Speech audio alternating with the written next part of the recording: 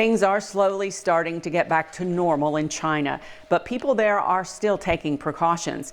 Evening Edition's Eleanor Buckley spoke to a Kentuckian who's been living in China and has traveled to the epicenter of the outbreak.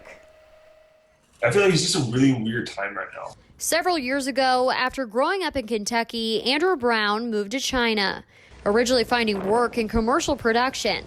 But then, when COVID-19 began to spread, the government quickly shut down those businesses. So he turned to independent photography, traveling across the country, documenting the pandemic. In China, it's very community-oriented. It's more about the we than the I. Like, they don't mind staying indoors for a little bit. So Brown watched as bustling cities turned into ghost towns. Since January, he traveled to Wuhan, Beijing, and Shanghai.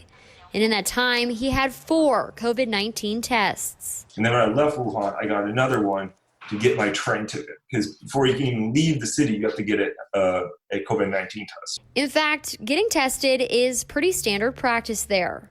Brown says he left Beijing to visit Wuhan in April.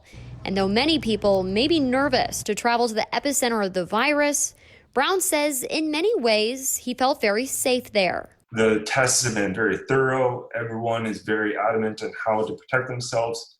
Because even when you go back into the hotel, you're sprayed with hand sanitizer, your entire body.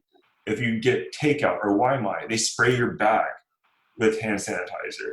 When you walk into the building, you step on pads that kill bacteria on the bottom of your shoes. He's now living in Shanghai, and the best advice he can give Americans is be patient. Patience is going to be the virtue of 2020. Just sit tight and be smart because no one knows what's really going to happen this year. Eleanor Buckley, LEX 18 News.